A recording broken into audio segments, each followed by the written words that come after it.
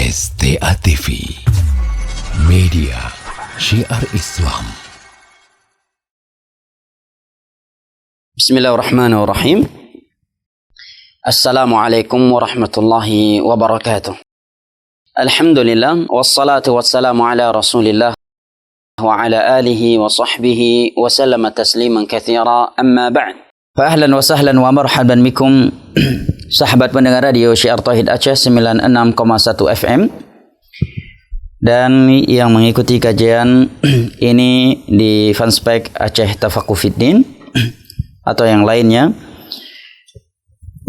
Kita memohon kepada Allah Jalla wa Ala bi asma'ihil husna wa sifatihil ula wa bismihil a'zam alladhi idza su'ila bihi ajab, dengan nama-namanya yang maha indah, sifat-sifat yang maha tinggi, dan dengan namanya yang paling agung yang apabila Allah diminta dengannya maka Allah akan mengabulkan permohonan hambanya, sebagaimana ia telah mempertemukan kita saat ini di majelis ilmu agama ini secara online agar kembali mempertemukan kita secara langsung dengan kondisi iman dan amal saleh yang lebih sempurna serta di dalam syurganya pada hari kiamat kelak ma'an nabiyyin was-siddiqin wasyuhada'i was-salihin wa hasuna ulaika rafiqa. Jamaah sekalian, ibu bapak, saudara dan saudari yang lun tuan cintai dan hormati, rahimani Allah wa iyyakum wa baraka fikum. Kita lanjutkan kembali kajian intensif kita mengkaji kitab Al-Arba'un Al-Jiyad fi Tarbiyatil Aulad, 40 hadis Nabi sallallahu alaihi wasallam yang sahih seputar tarbiyah anak-anak, yang insyaallah taala pada sore hari ini kita akan masuk ke dalam hadis yang ke-8 atau setelahnya insyaallah taala. Kata penulis rahimahullahu taala, as-samin haqqul waladi ala abihi fil qiyami bi syu'unih. Bab yang ke-8 adalah bab yang menerangkan hak seorang anak yang harus ditunaikan oleh ayahnya terkait syu'unihi, segala urusan atau kebutuhannya. An Abdullah bin Amr bin As radhiyallahu anhuma qala qala Rasulullah sallallahu alaihi wasallam wa inna liwaladika 'alaika haqqan, rawahu Muslim. Dari sahabat Abdullah bin Amr bin As radhiyallahu anhuma, beliau berkata, Rasulullah sallallahu alaihi wasallam pernah bersabda, wa inna liwaladika 'alaika haqqan, dan sesungguhnya anak engkau memiliki hak atasmu yang harus engkau tunaikan. Hadis riwayat Al-Imam Muslim pada nomor 1159. Baik, wa an Ummi Salamah radhiyallahu anha, dan dari Ummu Salamah radhiyallahu anha. Ummu Salamah adalah ibunda kita, ibunda kaum mukminin, adalah istri Nabi kita sallallahu alaihi wasallam yang dinikahi oleh beliau setelah wafat suami tercintanya yaitu Abu Salamah. Ketika Abu Salamah radhiyallahu anhu meninggal dunia, Nabi sallallahu alaihi wasallam menjenguk, mentakziah keluarganya. Dan di antara pesan Nabi sallallahu alaihi wasallam kepada Ummu Salamah saat itu adalah agar membacakan doa, Allahumma ajurni fi musibati wa akhlif li khairan minha. Ya Allah, berikanlah aku pahala atas musibah yang menimpaku ini, dan berikanlah pengganti yang lebih baik dari musibah ini. Memahami kandungan doa tersebut, Ummu Salamah radhiyallahu anha sempat terbesit di dalam hati beliau. Akankah ada laki-laki yang lebih baik daripada Abu Salamah, suami tercintaku ini? Akan tetapi kata beliau, sesuatu yang dibimbing, yang dianjurkan oleh Rasulullah sallallahu alaihi wasallam itu pasti baik. Maka beliau pun mengamalkannya. Beliau pun mengucapkan, membacakan doa tersebut, Allahumma ajurni fi musibati wa akhlif li khairan minha. Ya Allah, berikanlah aku pahala atas musibah ini, dan berilah aku pengganti yang lebih baik dari musibah ini. Tak lama kemudian setelah Ummu Salamah radhiyallahu anha selesai masa iddahnya, Nabi sallallahu alaihi wasallam datang meminang beliau.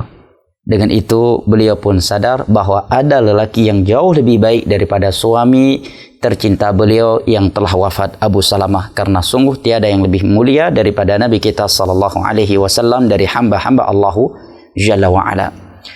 Ada pelajaran penting yang dapat kita petik dari kisah tersebut, bahwa seorang muslim atau muslimah seyogyanya selalu optimis kepada Allahu Jalla wa Ala.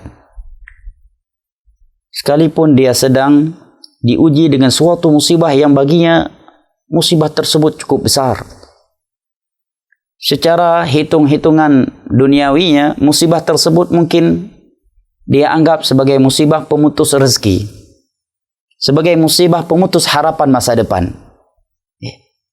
Tetapi seorang muslim dan muslimah tidak boleh pesimis dari rahmat Allah. Hendaknya ia selalu optimis kepada Allah. Hendaknya ia selalu berdoa kepada Allah dengan doa yang Nabi SAW anjurkan ini setiap kali dia ditimpa musibah. Allahumma ajurni fi musibati wa akhlif li khairam minha. Ya Allah, berikanlah aku pahala atas musibah ini dan berikanlah aku pengganti yang lebih baik dari musibah ini. Allah Jalla wa Ala gantikan Abu Salamah untuk Ummu Salamah, lelaki yang jauh lebih mulia daripada Abu Salamah radhiyallahu anhu, yaitu baginda Rasulullah sallallahu alaihi wasallam. Pelajaran lain yang dapat kita petik dari kisah tersebut adalah kesetiaan dan perhatiannya Rasulullah sallallahu alaihi wasallam kepada kaum janda. Dan sekali lagi, status sosial janda di dalam Islam bukanlah status sosial yang rendah. Ini selalu ana ingatkan dalam majelis ilmu agama tatkala kita melewati faedah yang seperti ini.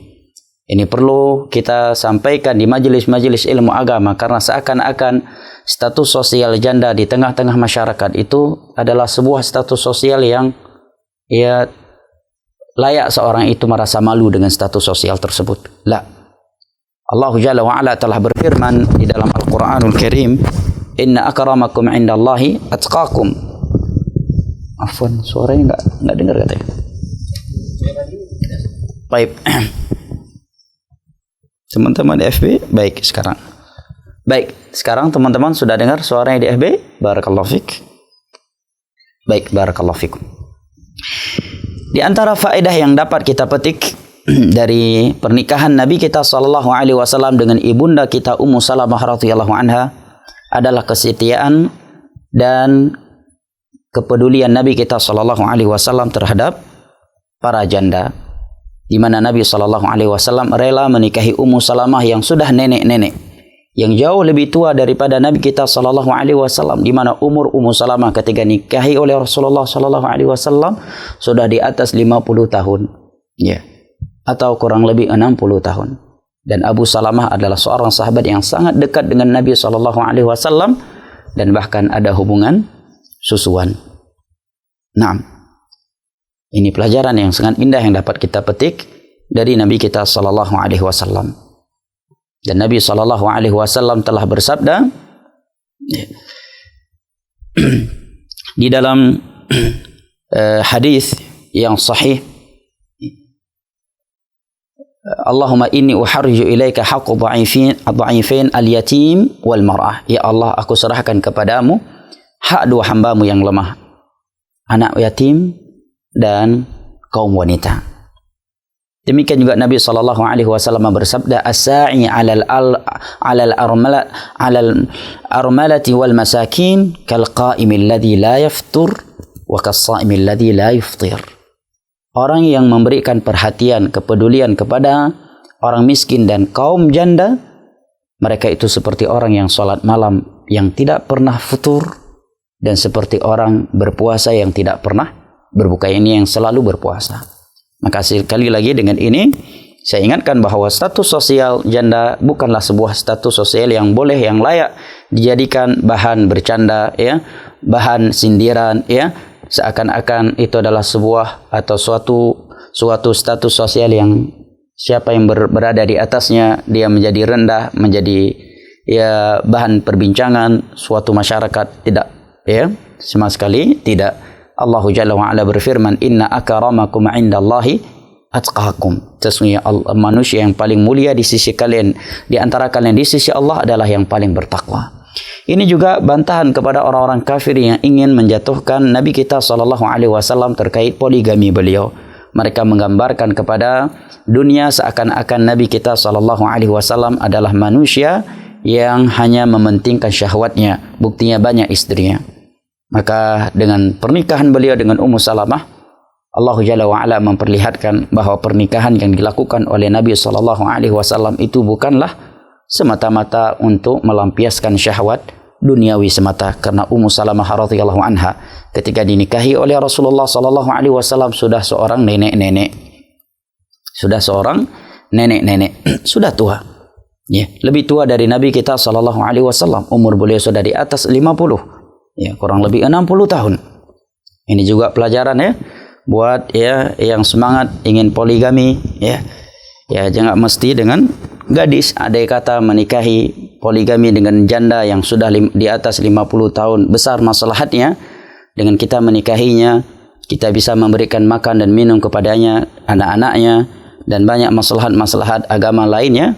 Maka itu sesuatu yang telah dilakukan oleh Rasulullah SAW sebagaimana dalam pernikahan beliau dengan Ummu Salamah radhiyallahu anha. Beliau mempertimbangkan nilai-nilai rahmat untuk Ummu Salamah, istri sahabat beliau yang telah wafat, dan anak-anaknya. Bahkan disebutkan di dalam sirah bahawa Nabi SAW memperhatikan, mencintai anak-anak Ummu Salamah yang merupakan anak tiri beliau, sebagaimana beliau mencintai anak-anak kandung beliau sendiri. Naam, barakallahu fiik. Jadi kalau menikahi janda, jangan ibunya aja yang disayangi, ya. Ibunya saja yang diberi perhatian, ya, anaknya ya dicuekin. Ya, ini etika yang tidak baik, ya, yang tidak layak ada pada diri seorang muslim umat Nabi Muhammad SAW. Baik, Ummu Salamah radhiyallahu anha berkata, "Qultu ya Rasulullah, hal li ajrun fi bani Abi Salamah." Suatu ketika aku pernah berkata kepada Rasulullah SAW, "Wahai Rasulullah, apakah aku akan mendapatkan pahala jika aku memberikan infak, memberikan nafkah kepada anak-anak Abu Salamah? Unfiq alaihim wa lastu bitarikatim hakadha wa hakadha innahum bani." Aku berinfak untuk mereka dan aku tidak akan membiarkan mereka pergi ke sana kemari meminta, mengemis kepada manusia, karena mereka juga anakku. Mendengar pertanyaan ibunda kita Ummu Salamah radhiyallahu anha di atas, maka Nabi SAW menjawab, "Na'am, laki fihim ajru ma anfaqti alaihim." Iya, engkau akan mendapatkan pahala atas nafkah yang engkau berikan kepada anak-anak Abu Salamah yang juga merupakan anak-anak kamu juga. Hadis riwayat Al-Imam Al-Bukhari pada nomor 5369 dan Al-Imam Muslim pada nomor 1001. Baik, berikut ini beberapa faedah yang disebutkan oleh penulis dari dua hadis di atas. Yang pertama, haqqul waladi ala abih fil qiyami bihuquqihi al-asasiyah wa minha al-mat'amu wal malbasu wal maskan. Bahwa seorang anak memiliki hak atas ayahnya yang harus ditunaikan, baik yang berkaitan dengan kebutuhan-kebutuhannya yang pokok, ya, yang diantaranya adalah makanan, minuman, dan tempat tinggal. Seperti dalam hadis Nabi SAW di atas, "Wa inna liwaladika 'alaika haqqan." Dan sesungguhnya anakmu itu memiliki hak atasmu, wahai Abdullah bin Amr bin As. Ini beliau sabdakan kepada sahabat yang mulia ini, Abdullah bin Amr bin As, seorang sahabat yang dikenal ahli ibadah, seorang sahabat yang meminta kepada Nabi SAW puasa yang paling sempurna. Tatkala Nabi SAW menganjurkan beliau untuk berpuasa 3 hari sebulan, beliau menyatakan, "Aku mampu lebih dari itu, wahai Rasulullah." Nabi pun menganjurkan kepada beliau untuk berpuasa setiap hari Senin dan Kamis, dan beliau pun menjawab, "Ana utiqu afdhala min dhalik." Aku mampu lebih dari puasa Senin dan Kamis, wahai Rasulullah. Kemudian Nabi SAW menyatakan, "Idzan sum yauman wa aftir yauman fadzalika siyamu Daud." Kalau demikian puasa Daudlah engkau. Puasa 1 hari dan berbuka 1 hari. Kemudian beliau pun berkata, inni utiqu afdala min dhalik. Aku mampu lebih dari puasa Daud wahai Rasulullah. Maka Nabi SAW pun bersabda, la siyama afdala min siyami Daud, atau kama qala sallallahu alaihi wasallam, sungguh tiada puasa sunnah yang lebih afdal daripada puasa Daud. Afdhalus siyam ba'da Ramadan. Tiada puasa yang lebih afdal, yang lebih bagus daripada puasa Daud. Ini yang Nabi katakan kepada Abdullah bin Amr bin As. Beliau tetap mengingatkan sahabatnya tersebut tentang hak anak yang harus ia tunaikan. Ya, yang terutama tentunya dalam masalah agama, di mana dia menuntun mereka ke jalan yang dapat menyampaikan mereka ke surga Allah dan memperingatkan mereka dari jalan-jalan yang dapat menyeretkan mereka ke dalam neraka Allah Jalla wa Ala. Sebagaimana yang Allah firmankan di dalam surat At-Tahrim, ya ayyuhalladzina amanu qu anfusakum wa ahlikum nara. Wahai orang-orang yang beriman, selamatkanlah diri-diri kalian dan keluarga kalian dari api neraka. Di antara penafsiran ayat ini adalah apa yang dikatakan oleh Ali ibnu Abi Thalib radhiyallahu an, dan selain beliau yang disebutkan oleh Al-Imam Ibnu Katsir dalam tafsir Al-Qur'anil Azim, ay addibuhum allimuhumul khaira wa addibuhum, yaitu ajarkan ilmu agama kepada mereka dan berikan mereka sanksi teguran atas pelanggaran agama yang mereka lakukan agar mereka selamat dari neraka Allah Jalla wa Ala. Demikian pula hak mereka dalam perkara dunia yang harus diberikan seperti makanan, pakaian, dan tempat tinggal. Karena memang ada sebagian orang tua ya untuk dirinya Masya Allah sebulan sekali baju baru, mobil gonta-ganti, sepeda motor gonta-ganti, ya, update HP, ya, update bunga kalau ibu-ibu sekarang, ya, Masya Allah, ya, semangat beli pot bunga. Tapi untuk anak-anaknya baju setahun sekali dibeliin, ya, baju baru cuma setahun sekali dibeli olehnya, ya, sepatu setahun sekali, ya, sendal setahun sekali. Sementara untuk bunga dan pot bunga setiap minggu dia update bunga, update pot bunga. Si ayah juga demikian. Masya Allah, celananya brand, ya, baju yang brand, sendal yang brand, ya, sampai pakaian dalam pun pakaian yang brand. Untuk anak-anaknya, nak, zuhud-zuhud kalian hidup di dunia, nak, biar dicintai Allah. Sabar, nak, Allah itu bersama orang-orang yang sabar. Anak-anaknya disuruh sabar, ya. Anak-anaknya, ya, tidak diberikan pakaian-pakaian yang mestinya dia berikan seperti yang ia berikan untuk dirinya sendiri. Bahkan lebih parah lagi dari ini, sebagian orang tua Masya Allah suka wisata kuliner di luar rumah, sementara anaknya di rumah hanya makan apa adanya di rumah. Untuk dia sendiri di luar rumah sering wisata kuliner. Setelah wisata kuliner, update status lagi, kemudian pulang ke rumah dengan tangan kosong. La haula wa la quwwata illa billah. Wa inna liwaladika 'alaika haqqan. Sesungguhnya anak kamu itu punya hak atasmu yang harus engkau tunaikan. Sebagian mereka wisata kuliner setiap malam nongkrong, ya, nongkrong sampai ya larut malam, kemudian update status anak istrinya di rumah yang sangat merindukan pelukannya, yang sangat menginginkan dia pulang bercengkrama sebelum tidur di malam hari, cuma bisa melihat ayah mereka di status WA. Ayah lagi nongkrong di warung ini dengan fulan dan alan, lagi makan-makan enak. Mudah-mudahan aja pulang dibawa bungkusnya. Ya, kita dibawa pulang sebungkus 2 bungkus mie. Pulang ke rumah sudah larut malam, jangankan bawa pulang makanan, justru marah-marah lagi. Pulang ke suami, pulang bertemu dengan anak dan istrinya. Sementara Nabi SAW ketika ditanya oleh sahabatnya apa hak istri yang harus ia tunaikan oleh seorang suami, maka Nabi menjawab, antut'imaha idza ta'imta wa anta taksuha idza iktasaita. Engkau memberikan makan kepadanya apabila engkau makan, dan engkau memberikan pakaian kepadanya jika engkau memakai pakaian. Nah, wal maskan, demikian pula dalam tempat tinggal. Tentunya semua ini sesuai dengan kemampuan masing-masing. La yukallifullahu nafsan illa wus'aha. Allah tidak membebani suatu jiwa kecuali sesuai dengan kemampuannya. La yukallifullahu nafsan illa ma ataha. Yang kedua kata Syekh, min huquqil waladi ala abih ta'dibuhu bil khuluqil hasan wa tarbiyatuhu tarbiyatal haqqah. Di antara hak anak atas ayahnya yang harus ia tunaikan untuk anaknya adalah mendidik anaknya berakhlak mulia dan memberikan tarbiyah yang sesungguhnya. Sebagian orang tua perhatian untuk nilai-nilai dunia anaknya, untuk pendidikan dunia anaknya, untuk pakaian anaknya, untuk kendaraan anaknya, untuk tempat tinggal anaknya.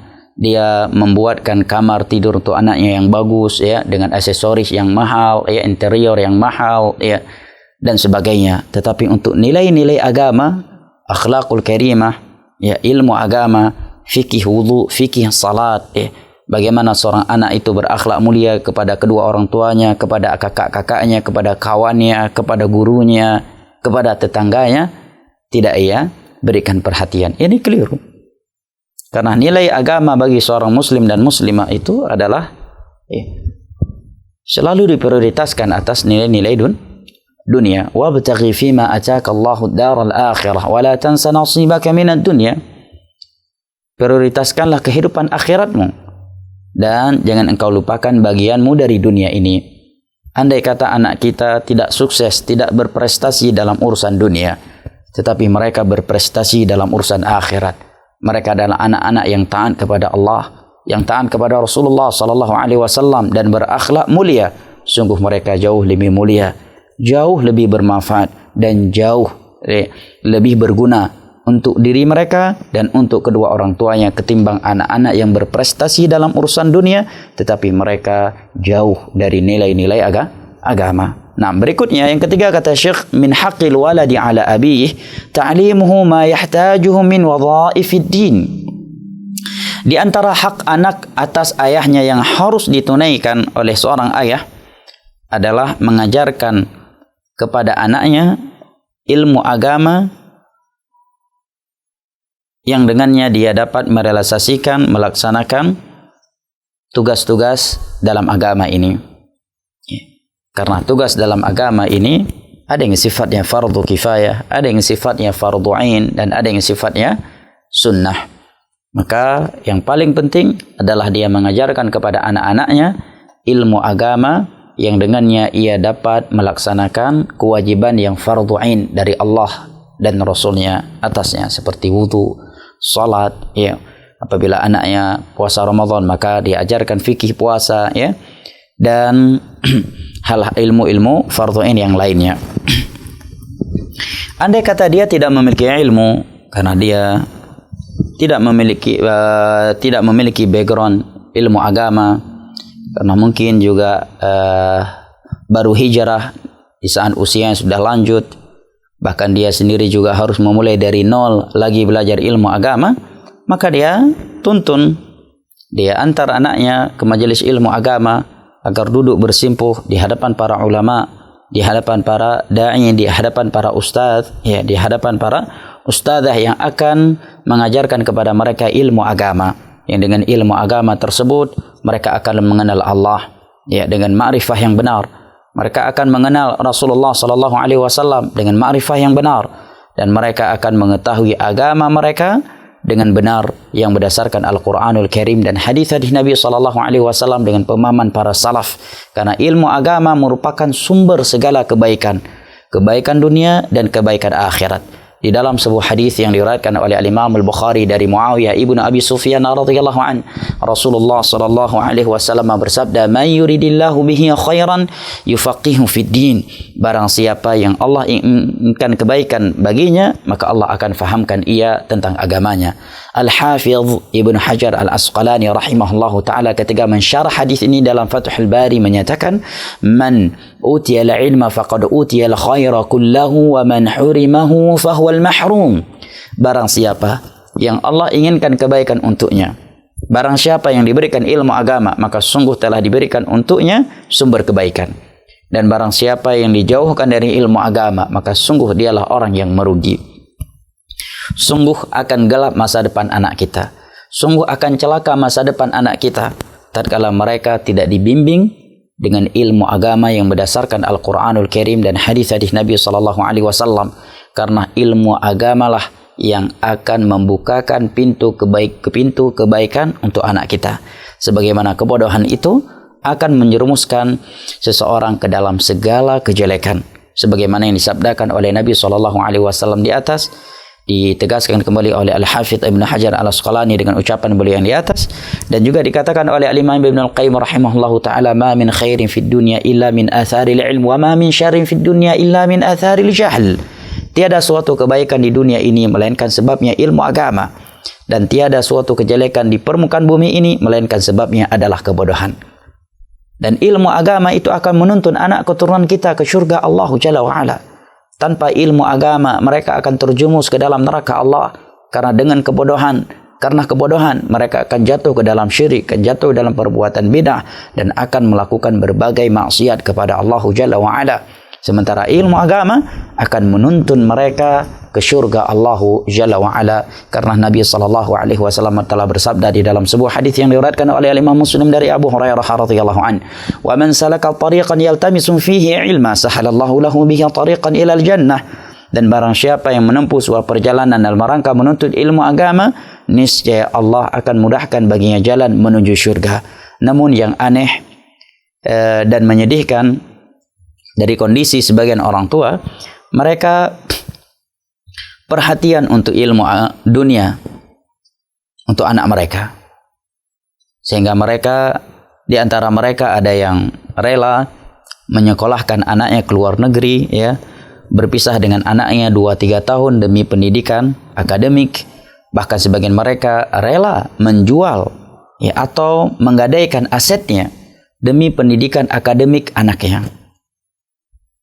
Dia siap memanggil guru privat, bahasa Inggris, guru bahasa Prancis, guru matematika, guru fisika, privat di rumah.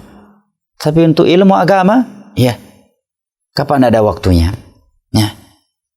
Kalau untuk, ya, guru ilmu dunia, dia rela mengeluarkan, ya, uang yang banyak. Ya.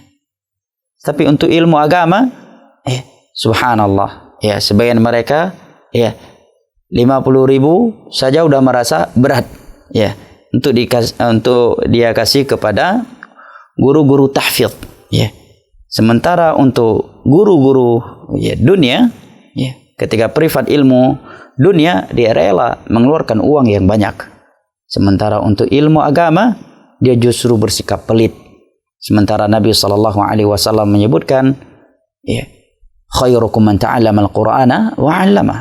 Sebaik-baik kalian adalah orang yang belajar dan mengajarkan Al-Quranul Karim. Demi Allah, guru agama jauh lebih mulia, jauh lebih mahal dari seluruh guru ilmu dunia. Baik, ini teguran dari Syekh, ya, bahwa di antara hak anak yang harus ditunaikan oleh seorang ayah adalah menuntunnya kepada ilmu agama, mengajarkannya ilmu agama jika dia orang yang berilmu. Kalau dia tidak berilmu, hendaknya dia antarkan anaknya ke majelis ilmu agama, ya. Andai kata dia harus memanggil guru privat untuk anaknya belajar akidah, belajar fikih dasar, belajar tajwid, belajar Al-Quranul Karim, maka hendaknya ia melakukannya sekalipun dia harus menjual aset kekayaannya. Sungguh satu hadis atau suatu ayat yang telah diketahui oleh anak kita itu lebih baik daripada dunia beserta isinya. Nah, berikutnya kata Syekh, faedah yang keempat dari hadis ini, kata beliau, waradat kalimatu haq fil hadits nakirah. Kata haqqan, hak dalam hadis ini, bahwa seorang anak memiliki hak atas ayahnya yang harus ia tunaikan, adalah kata yang umum. Nabi tidak menyebutkan bentuk hak tertentu yang harus ditunaikan oleh seorang ayah untuk anaknya, agar mencakup seluruh hak yang harus ditunaikan oleh seorang ayah, baik hak yang berkaitan dunianya ataukah dalam urusan akhiratnya. Sesuatu yang dibutuhkan oleh anaknya untuk kebaikan dunia dan akhiratnya, hendaknya diberikan oleh seorang ayah. Baik, faedah yang kelima, kata Syekh, aidhamu ajril walidaini fil infaqi 'alal aulad. Besarnya pahala kedua orang tua karena infak mereka kepada anak-anaknya. Syekh Muhammad bin Saleh Al-Utsaimin rahimahullahu taala di dalam syarah Riyadhus Shalihin ketika mensyarah hadis Sa'ad ibn Abi Waqqas, ketika Nabi sallallahu alaihi wasallam bersabda kepada Sa'ad ibn Abi Waqqas yang sedang sakit parah pada haji wada saat itu, Nabi sallallahu alaihi wasallam bersabda, "Wa innaka lan tunfiqa nafaqatan tabtaghi biha wajha Allah illa ujirta 'alaihi hatta ma taj'alu fi imra'atik." Wahai Sa'ad ibn Abi Waqqas, tidaklah engkau mengeluarkan suatu sedekah, suatu infak, mengharapkan wajah Allah dengannya, melainkan Allah akan memberikanmu pahala. Sehingga Allah akan memberikanmu pahala ke atas apa yang engkau masukkan ke dalam mulut istrimu. Syekh Muhammad bin Shalih Al-Utsaimin mengingatkan kita pada syarah hadis ini dengan suatu peringatan yang sangat penting untuk kita selalu camkan di dalam kalbu kita, kita hadirkan di dalam hati kita, terkhusus kita kaum suami. Ya, kata beliau, seringkali manusia itu merasa dapat pahala, mengharapkan pahala, merasa sedang berjuang bersedekah tatkala dia memberikan sedekah itu kepada manusia di luar rumahnya. Tapi tatkala dia memberikan jajan, membeli sesuatu untuk anak, untuk istrinya, ya, seringkali tidak hadir di dalam hatinya bahwa dia sedang melakukan ibadah yang sangat mulia, yaitu sedekah, yaitu infak, ya, yang Allah akan melipat gandakannya. Bahkan sedekah dia, infak yang dia berikan kepada anak istrinya itu jauh lebih besar pahalanya daripada sedekah yang ia berikan kepada orang yang di luar anggota keluarganya. Nah, karena infak hukumnya wajib. Amalan yang wajib tidak pernah dapat dikalahkan oleh amalan yang sunnah. Dan andai kata pun infak yang dia berikan kepada anak istrinya adalah infak yang sifatnya sunnah, seperti misalkan mentraktir mereka, ajak mereka wisata kuliner, ya, itu tetap jauh lebih besar pahalanya daripada kita mengajak sahabat-sahabat di luar wisata kuliner. Karena pahala yang kita peroleh dengan mereka adalah pahala kerabat dan pahala sedekah. Nah, ini ya teguran untuk sebagian kita yang Masya Allah ya, dengan kawan-kawan di luar rumah semangat wisata kuliner ya. Tiap malam nongkrong di warung kopi sampai larut malam, wisata kuliner, ngopi ya, traktirin kawan-kawannya. Masya Allah, Allah akan memberikan pahala atas hal itu. Allah akan melipat gandakan sedekah ia tersebut ya, dengan lipatan yang hanya Allah yang mengetahui jumlahnya. Ini yang sebagian yang Allah sebutkan 700 kali lipat, 100 kali lipat, sampai lipatan ganda yang hanya Allah yang mengetahuinya. Akan tetapi jangan sampai kebaikan tersebut tidak pernah ia berikan kepada keluarganya, atau ya, melebihi kedermawanannya kepada anak istrinya. Mestinya seseorang lebih dermawan kepada anak istrinya ketimbang sahabat-sahabat di luarnya, sahabat-sahabat yang di luar rumah.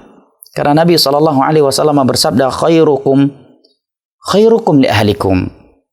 Sebaik-baik kalian adalah orang yang terbaik terhadap keluarganya, mencakup anak dan istri. Ini peringatan untuk sebagian kaum suami ya, yang Masya Allah pagi traktirin ngopi kawan, siang traktirin makan siang kawan, malam traktirin kawan wisata kuliner sampai larut malam. Dan sebagian orang punya kebiasaan buruk, memang tiap malam nongkrong pada Isya. Perlu nggak perlu, darurat nggak darurat, tetap nongkrong. Kayaknya kalau nggak nongkrong di malam hari nggak sah tidur di malam itu. Sampai larut malam. Seakan-akan di rumah dia tidak memiliki anak dan istri yang sedang menunggu kedatangannya dan merindukan pelukannya, yang merindukan cengkerama darinya, ya, sunda gurau darinya sebelum tidur. Di antara ibadah yang sangat mulia dalam berumah tangga, para ulama sebutkan adalah bersunda gurau, bercengkerama dengan anak dan istri sebelum tidur di malam hari. Oleh karenanya para ulama ketika mensyarah hadis Nabi SAW yang diriwayatkan oleh Al-Imam Al-Bukhari dan Muslim, bahwa Nabi SAW kana yakrahun nauma qablaha wal haditha ba'daha. Nabi itu benci tidur sebelum Isya dan ngobrol, ngurumpi. Apalagi bahasa anak muda sekarang, akhi Safar? Gosip. Kalau gosip udah dosa itu. Enggak hanya di malam hari dosanya, di pagi hari juga dosa. Apa? Ngurumpi ya? Ngurumpi, nge-show. ngobrol, ya, nongkrong di malam hari. Para ulama menyebutkan dikecualikan dari hal itu adalah cengkeramaan, candaan seorang suami dengan anak dan istrinya di malam hari sebelum tidur, dan itu Nabi lakukan. Padahal Nabi pada dasarnya beliau tidak suka ngobrol setelah sholat isya. Beliau segera tidur pada isya agar cepat bangun di sepertiga akhir malam untuk bertahajud, ya, menghadap kepada Allah Jalla wa'ala dengan sholat tahajud. Tetapi dengan anak istrinya beliau masih mau begadang demi bercengkrama, bercanda, bersunda-gurau dengan mereka. Nah, jangan sampai ini yang udah ngaji, ngaku udah ngaji sunnah, Masya Allah, udah jenggot, ya, peci putih, ya, peci metipe bau deh peci putih, ya. Tapi tiap malam nongkrong di warung kopi. Ya, bawa warung kopi sampai popo sebelah malam, di malam. Ya, padahal kan anak ke, naina ngirmo. Ya, dia ngaku udah ngaji, berjenggot, bergamis, di kepalanya ada peci Pak Haji, ya, peci putih, ya. Tapi Masya Allah tiap malam nongkrong di warung kopi. Beda halnya kalau dia pemilik warung kopi, yaitu cari nafkah untuk keluarganya. Ini nongkrong, ngobrol, ya, sampai larut malam, dan itu menjadi kebiasaan. Dia setiap malam anak dan istri di rumah ia tinggalkan begitu saja, seakan-akan mereka tidak membutuhkan pelukannya, tidak merindukan candaan humorisnya. Masya Allah, sebagian orang kalau di luar rumah humorisnya Masya Allah, ya, luar biasa humorisnya. Tapi begitu masuk ke dalam rumah, Masya Allah, ya, seperti seorang, ya, komandan dengan prajuritnya di medan perang. Nah, tidak demikian dengan akhlak Nabi SAW. Baik, faedah berikutnya kata Syekh adalah ada mutarkil auladi yatakaffafunan nas. Hadis ini menerangkan kepada kita agar orang tua itu tidak membiarkan anaknya pergi ke sana kemari meminta mengemis kepada manusia. Oleh karenanya Ummu Salamah menyatakan, aku tidak akan membiarkan mereka pergi ke sana kemari mengemis, wahai Rasulullah. Aku akan infak untuk mereka. Apakah aku akan mendapatkan pahala? Padahal beliau seorang wanita lagi janda yang sudah tua. Ini menerangkan kepada kita bahwa orang tua hendaknya berusaha semaksimal mungkin, semampu mungkin untuk memberikan kebutuhan anak-anaknya, agar anak-anaknya itu tidak pergi ke sana kemari mengemis dan meminta-minta kepada manusia. Sungguh buruk sebagian akhlak sebagian orang tua yang mengorbankan anaknya demi hal ini. Dia malas kerja, kemudian dia korbankan anak-anaknya, kemudian pergi ke sana kembali mengemis kepada manusia.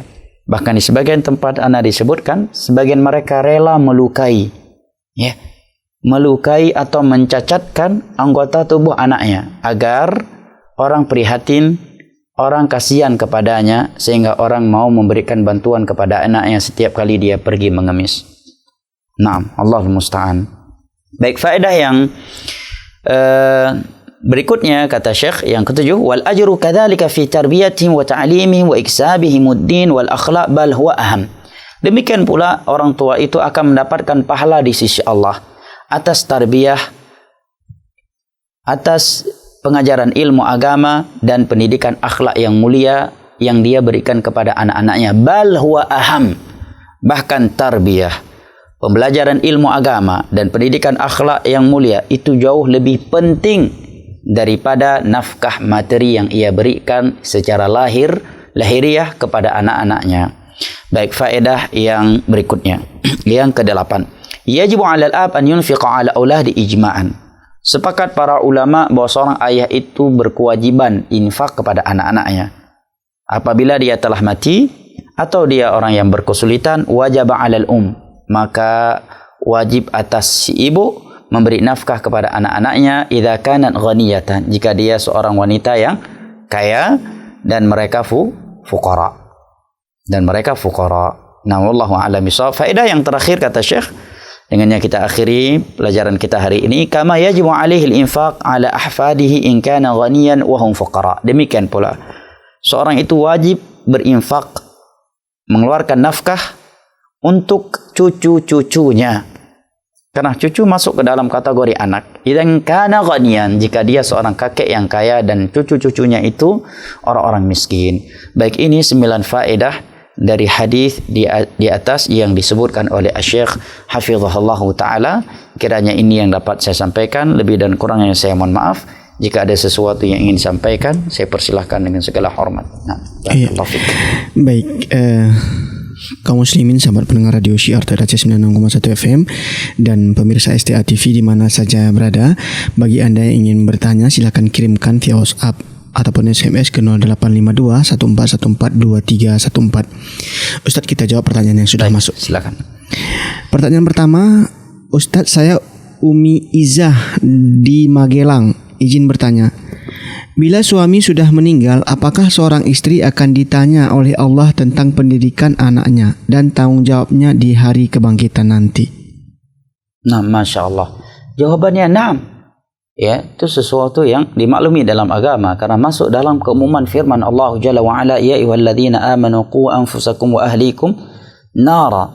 Wahai orang-orang yang beriman, selamatkanlah diri-diri kalian dan keluarga kalian dari api neraka. Ini mencakup ya suami dan istri. Juga hadis Ma'qil bin Yasar radhiyallahu anhuma yang diriwayatkan oleh Imam Al-Bukhari dan Muslim. Nabi sallallahu alaihi wasallam bersabda, man istara'ahu Allahu ra'iyatan thumma lam yahud bi nushiha haramallahu alaihi al-jannah. Barang siapa yang diamanahkan suatu kewajiban kepemimpinan oleh Allah, kemudian dia tidak amanah, tidak merealisasikannya, maka Allah haramkan untuknya syurga. Dan seorang wanita adalah pemimpin terhadap rumah tangga suaminya, terhadap anak-anaknya, sebagaimana yang ditunjuk oleh hadis Abdullah bin Umar radhiyallahu anhu yang juga diriwayatkan oleh Imam Al-Bukhari dan Muslim. Nabi sallallahu alaihi wasallam bersabda, kullukum ra'in wa kullukum mas'ulun an ra'iyatihi, farrajulu ra'in ala ahlihi wa huwa mas'ulun an ra'iyatihi wal mar'atu ra'iyatun fi baiti zawjiha wa hiya mas'ulatun an ra'iyatiha. Ya, setiap kalian adalah pemimpin dan setiap kalian akan diminta pertanggungjawaban oleh Allah atas kepemimpinan yang telah ia lakukan. Seorang suami adalah pemimpin terhadap keluarganya dan seorang istri juga seorang pemimpin terhadap rumah tangga suaminya, dan kelak dia akan ditanya tentang kepemimpinannya tersebut. Oleh karenanya Ummu Salamah radhiyallahu anha di sini berkata kepada Nabi sallallahu alaihi wasallam, apakah aku mendapatkan pahala atas infak yang aku berikan kepada anak-anakku? Berarti beliau seorang wanita dan dalam masalah infak, ya. Kemudian beliau menyatakan, aku tidak akan meninggalkan mereka pergi ke sana kemari mengemis dan meminta-minta kepada manusia. Ini dalam urusan dunia, ya. Dan urusan akhirat jauh lebih prinsipil dari ini. Wallahu a'lam bishawab. Iya. Pertanyaan selanjutnya, Ustaz. Bismillah, Ustaz, sejauh mana boleh memberikan fasilitas duniawi kepada anak? Karena terkadang dengan fasilitas yang diberikan membuat mereka menyia-nyiakan waktu. Dari Abdurrahim di Banda Aceh.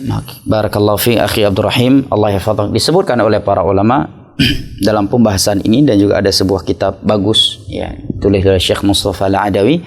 Mudah-mudahan setelah kita menamatkan kitab ini kita bisa mempelajari kitab tersebut ya, Kaifa turabbi abna'ak, bagaimana engkau mentarbiyah, memberikan tarbiyah yang benar kepada anak-anakmu. Beliau sebutkan di sana kaidah dari para ulama adalah sesuai dengan kebutuhan, dan ketentuan lainnya adalah pemberian yang tidak mengakibatkan mereka berfoya-foya dan membukakan pintu-pintu maksiat untuk mereka karena fasilitas yang telah mereka miliki dari orang tua mereka.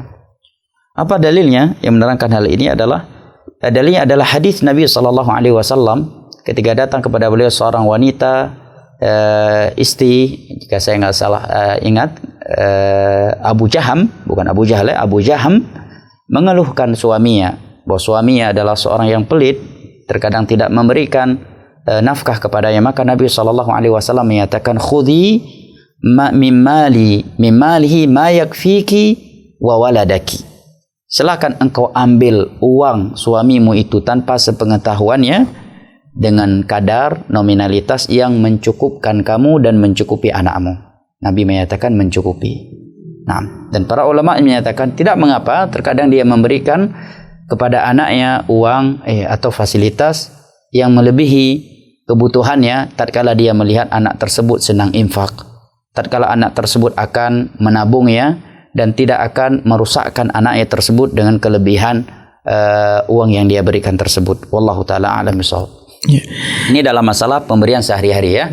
Adapun dalam masalah hibah, pemberian dalam skala besar, yang sudah seperti warisan, tentunya bukan warisan, sudah seperti warisan, tapi dia berikan ketika dia masih hidup, yang disebutkan oleh para ulama sebagai hibah. Maka sebagian ulama ada yang menyatakan laki dan perempuan harus sama, sebagian ulama ada yang menyatakan tetap laki-laki 2 bagian, satu wanita dengan 1 bagian, sekalipun itu hibah. Nah, wallahu a'lam bishawab. Pertanyaan selanjutnya Ustaz, ini dari Juwita di Kota Langsa. Pertanyaannya, jika ada 3 orang duduk dalam satu majelis perkumpulan, misalnya di warung kopi, taruhlah namanya si A, si B, dan si C, duduk bersamaan. Kemudian mereka bercerita hingga sampailah pada pembicaraan yang melecehkan syariat. Si A hanya diam, tapi si B dan si C bercerita mengolok-olok ayat Allah, padahal si A adalah orang yang taat mengamalkan sunnah, seperti tidak isbal. Pertanyaannya Ustaz, Naam, barakallahu fiik. Pertanyaannya, bagaimana status si A? Dia menasihati tetapi tidak meninggalkan majelis itu Ustaz. Apakah bisa mempengaruhi terhadap iman si A itu? Nah, dia wajib meninggalkan majelis tersebut ya. Wajib, tidak boleh hanya berdiam di situ. Allah Jalla wa Ala berfirman, "Wa idza ra'aita alladziina yakhudhuuna fi ayati Allahi fa'rid 'anhum." Apabila engkau melihat orang-orang yang memperolok agama Allah Jalla wa Ala, maka berpalinglah dari mereka. Sampai-sampai Allah Jalla wa Ala katakan, innaka idzam mithluhum. Jika engkau masih tetap di majelis itu, kamu dengan mereka sama di sisi Allah. Kamu sama seperti mereka sebagai orang yang memperolok-olok agama Allah Jalla wa Ala. Dan tiada kebaikannya dia duduk dengan orang-orang yang memperolok-olok agama Allah Jalla wa Ala.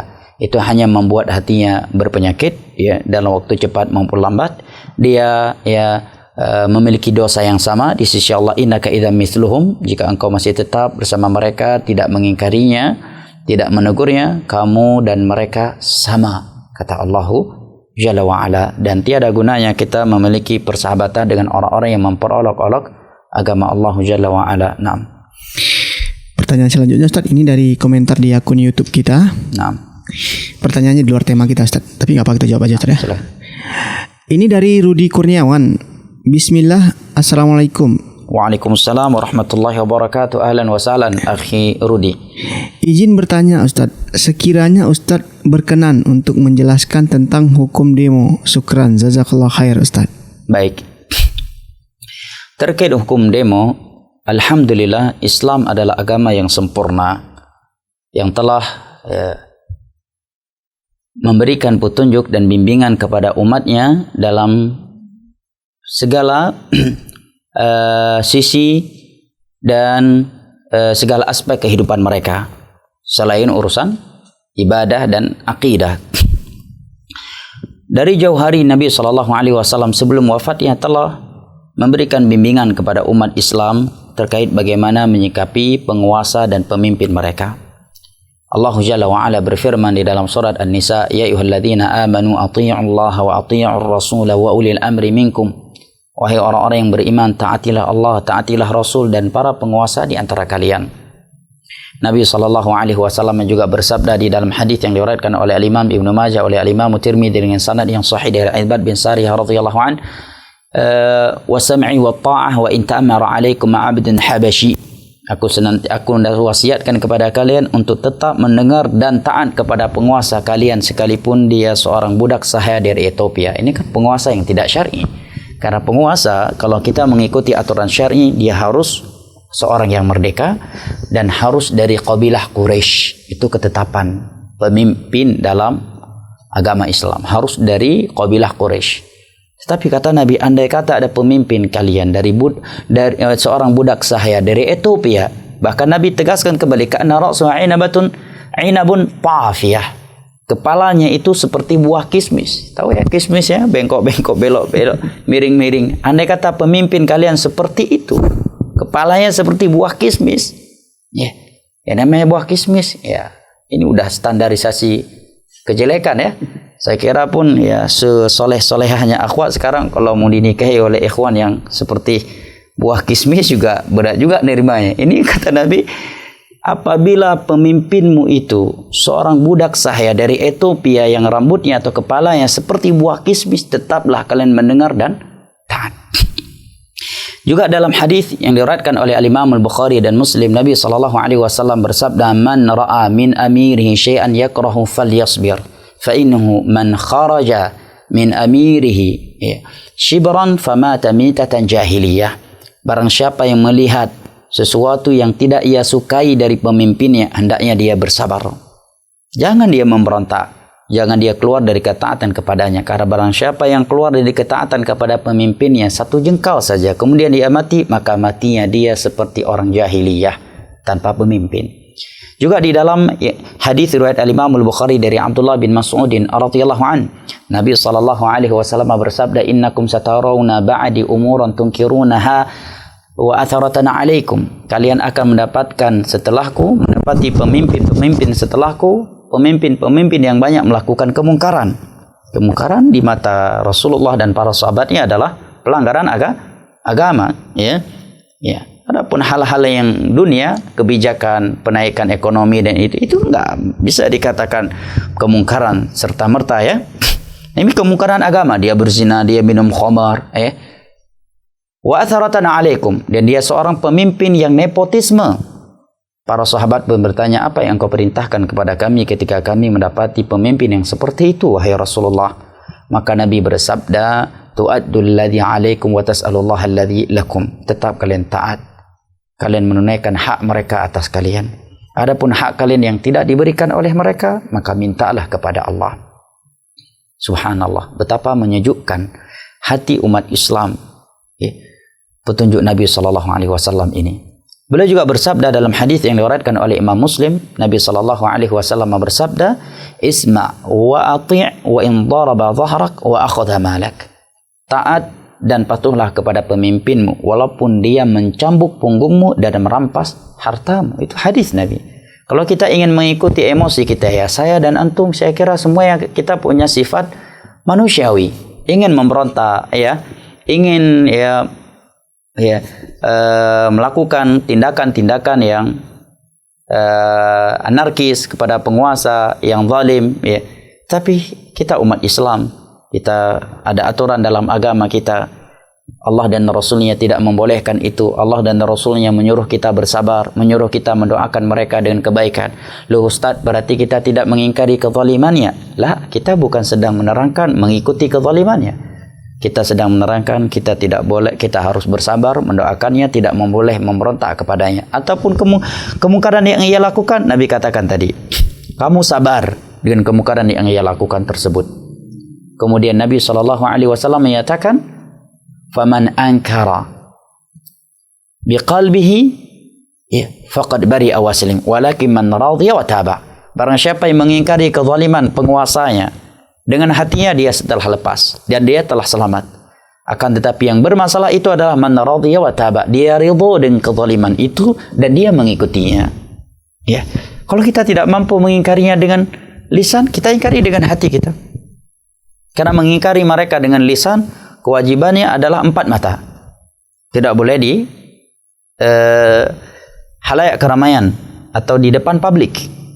Di dalam hadis yang sahih, Nabi SAW menyatakan, "Man kana 'indahu an-nasiha lidhi sultan fala yubdiha alaniyah, falyakhlu bih wal ya'khudh bi yadihi wal yansahu fa in qabil fadhaka wa illa faqad adda alladhi kana 'alayh." Barang siapa yang memiliki nasihat, wejangan, arahan untuk penguasanya, untuk pemimpinnya, maka jangan sekali-kali dia menyampaikannya secara terbuka di depan publik, di atas mimbar Jumat, ya, pada dinding-dinding media sosial, ya.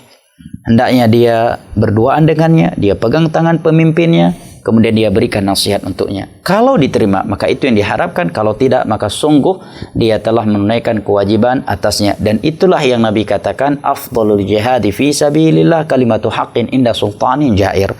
Merupakan jihad yang sangat mulia di jalan Allah dalam mengucapkan kata kebenaran di sisi penguasa yang zalim. Apa maksudnya di sisi? Adalah apa yang beliau sebutkan dalam hadis yang sebelumnya tadi. Dia berdoa 4 mata, dia nasihati secara hikmah, kelemah lembutan, ya, dan 4 mata. Itulah yang disebutkan oleh Nabi sebagai jihad yang mulia di jalan Allahu Jalla wa'ala. Coba kita renungi sejenak. Sejahat-jahatnya penguasa kita, andai kata dikatakan jahat, dari semenjak adanya presiden nomor 1 sampai hari ini di Indonesia ini, Saya kira tidaklah mereka lebih jahat daripada Fir'aun, andai kata dikatakan jahat. Tetapi ingatkah kita apa yang Allah katakan kepada Musa dan Fir'aun terkait Fir'aun? Musa dan Harun terkait Fir'aun. Allah Jalla wa'ala menyatakan, idhaba ila Fir'auna innahu tagha, faqula lahu qawlan layyinan la'allahu yatadhakkaru aw yakhsha. Wahai Musa dan Harun, pergilah engkau kepada Fir'aun. Sesungguhnya Fir'aun itu adalah taghut. Dia telah menyatakan, ana rabbukumul a'la. Bahkan ada yang sebagian orang karena hawa nafsunya, dia menyatakan, lah, presiden kita sekarang ini lebih jahat daripada Fir'aun, karena Fir'aun tidak merusakkan ekonomi. Gimana meluruskan orang yang seperti ini? Nggak naik pikir kita. Dah pikir orang lagi yang pegah apa. Bagaimana Fir'aun nggak merusakkan ekonomi? Apabila Bani Israel melahirkan yang lahir anak laki-laki, maka anak-anak mereka dibunuh. Yang boleh hidup hanya anak wanita, itu pun dalam penghinaan. Bagaimana dikatakan tidak merusakkan ekonomi? Yang kedua, dari jawaban orang tersebut kita bisa menilai bahwa prioritas dia, bahwa sikap dia itu dibangun di atas nilai-nilai dunia, bukan karena cinta agama. Fir'aun menyatakan, ana rabbukumul a'la, aku adalah Tuhan kalian, membunuh anak-anak kaum muslimin, membantai kaum muslimin, Apa kurang kezalimannya? Allah katakan, pergilah kalian berdua kepada Fir'aun karena dia adalah taghut, ucapkan kepadanya ucapan-ucapan yang lemah lembut agar dia mau mengingat dan dia takut kepada Allah Jalla wa'ala. Ini petunjuk dari Allah dan Rasulnya. Apabila ada penguasa yang zalim, kita mengingkari kezalimannya dengan hati kita. Kita menasihati empat mata, atau kita tulis surat atas nama pribadi, bersabar di bawah kezalimannya, mendoakannya dengan kebaikan dan tidak memberontak kepadanya. Ini semua kita lakukan bukan karena kita takut kepada pemimpin kita, bukan karena kita tidak berani angkat senjata, bukan, tetapi karena ini perintah Allah dan Rasulnya. Bukan pula karena ini perintah ormas kita, lah, tetapi ini adalah aturan dari Allah dan Rasulnya. Dan Allah berfirman, wa ma kana lil mu'minin wa la mu'minatin idza qadallahu wa rasuluhu amran ay yakuna lahumul khiyaratu min amrihim. Dan sungguh tidak pantas bagi seorang mukmin dan mukminah apabila sudah ada suatu ketetapan dari Allah dan Rasulnya dalam suatu perkara, dia memiliki pilihan yang lain. Dan anehnya sebagian orang tidak mau menerima hal ini. Sementara hadis-hadis Nabi yang menerangkan kepada kita wajib bersabar, tidak boleh mencela, tidak boleh memberontak kepada penguasa yang zalim selama dia masih muslim, itu jauh lebih banyak jumlah hadisnya daripada hadis tentang zina. Tidak kalah banyaknya dengan hadis riba, dengan hadis mencuri. Bahkan para ulama memasukkan pembahasan ini dalam pembahasan akidah. Mereka jadikan ini sebagai pembeda antara ahlus sunnati wal jamaah dengan ahlul bidah dari kalangan khawarij. Seseorang itu diketahui ahlus sunnah ataukah bukan dengan bagaimana sikap dia menyikapi penguasa yang zalim. Kalau dia bersikap sabar, mengingkari dengan hati, menasihati empat mata, kemudian dia tidak memberontak, mendoakan yang kebaikan, maka dia ahlul sunnah. Kalau dia orang yang mencela, orang yang memberontak, bahkan kata para ulama, dia tidak mencela dengan lisannya, dia juga tidak memberontak dengan tindakannya, tetapi dia berpendapat boleh memberontak kepada penguasa yang zalim walaupun dia sendiri tidak melakukan aksi dengan tangan dan lisannya. Dengan itu dia sudah cukup dikatakan sebagai khawarij, seorang yang berpaham khawarij. Bahkan Al-Imam Al-Barbahari dalam kitabnya Syarhus Sunnah menyatakan, idza ra'aita rajulan yad'u ala waliyil amr fa'lam annahu sahibu bid'ah atau sahibu hawa. Jika engkau melihat ada seseorang yang mendoakan pemerintahnya dengan kejelekan, pastikan dia seorang pengikut hawa nafsu, bukan pengikut sunnah Rasulullah sallallahu alaihi wasallam. Dan ini semuanya demi menjaga kesatuan dan persatuan bangsa, demi menutup pintu-pintu pertumpahan darah, dan demi menutup pintu peperangan saudara. Dan andai kata terjadi pemberontakan, demi Allah tiada keuntungan sedikit pun buat kaum muslimin, yang ada adalah kejelekan. Dan itu bisa kita pelajari dan bisa kita ambil pelajaran dari kejadian-kejadian yang telah terjadi sebelumnya, baik di Indonesia maupun di luar Indonesia. Oleh karena Syekhul Islam Ibnu Taimiyah menyatakan 60 tahun di bawah penguasa yang zalim jauh lebih baik daripada hidup satu hari tanpa penguasa. Dan sebagai contoh, misalkan andai kata suatu negeri masyarakatnya mampu memberontak, notabene mereka memberontak kepada penguasa, yang negaranya demokrasi. Kira-kira apa yang akan dilakukan oleh penguasa di negara tersebut kalau mereka merasa lemah? Pasti yang mereka lakukan adalah minta suaka kepada PBB. Itu yang pasti mereka lakukan. Dan ketika PBB turun, yang sudah pasti dibantai adalah kaum muslimin. Dan itu berita dari Al-Quranul Karim. Walan tarda ankal Yahud wan Nasara hatta tattabi'a millatahum. Yahudi dan Nasrani tidak akan pernah cinta kepada kalian kaum muslimin sampai kalian mau mengikuti agama mereka. Waddu law takfuruna kama kafaru. Mereka selalu bercita-cita agar kalian murtad kafir seperti mereka kafir. Seperti yang dilakukan oleh Bashar Assad. Para ulama menasihati kaum muslimin di masa itu untuk sabar. Bashar Assad memang kafir, zalim. Tapi kalian jangan memberontak. Yang pertama, kalian nggak punya kemampuan. Sebagaimana Nabi dan kaum muslimin bersabar di bawah kezaliman kaum musyrikin di Mekah selama 13 tahun. Padahal di depan mata beliau para sahabat disiksa, dibakar, ya. Bahkan Sumayyah ditombak kemaluannya, mohon maaf, dengan pelepah kurma oleh Abu Jahal. Yang ketiga, mudaratnya akan jauh lebih besar. Ketika terjadi pemberontakan, penguasa tersebut pura-pura lemah, minta bantuan ke PBB untuk memberantas para pemberontak dengan tanda kutip, ya. Mereka katakan ini sebagai peperangan terhadap para pemberontak, terhadap teroris. Padahal ya dengan alasan tersebut mereka mampu menghancurkan kaum muslimin dan menghancurkan dakwah Islam di negeri tersebut. Nah, ya. Oleh karena setiap ada demo, ya, pemberontakan di negeri Islam, pasti orang-orang kafir membiayainya. Mereka akan mempersenjatainya. Ketika para pemberontak ini sudah di ujung keberhasilan, maka para pemberontak ini akan dibantai oleh orang-orang kafir, ya, kemudian mereka ambil kekuasaan tersebut, atau mereka akan menekan pemerintah tersebut. Kami akan turun membantu kalian, ya, kami siap, ya, memerangi para pemberontak tersebut. Tetapi ini aturannya,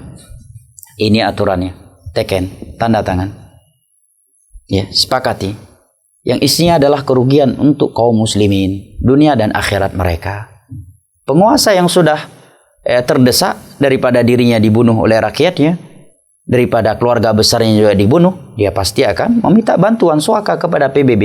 Ketika PBB turun, pasti sudah ada kesepakatan yang merugikan negara tersebut dan masyarakatnya, dan kerugian yang jauh lebih besar daripada kerugian kesabaran mereka di bawah penguasa yang zalim tersebut. Dan sungguh tiada kerugian di balik itu, karena itu adalah perintah dan petunjuk yang Rasulullah sallallahu alaihi wasallam. Kiranya ini yang dapat kita sampaikan pada sore hari ini. Lebih dan kurangnya saya mohon maaf. Wabillahi taufiq wal hidayah. Sallallahu ala nabiyina Muhammad wa ala alihi wa sahbihi wasallam, wa akhiru da'wana anil hamdulillahi rabbil alamin. Wassalamu alaikum warahmatullahi wabarakatuh.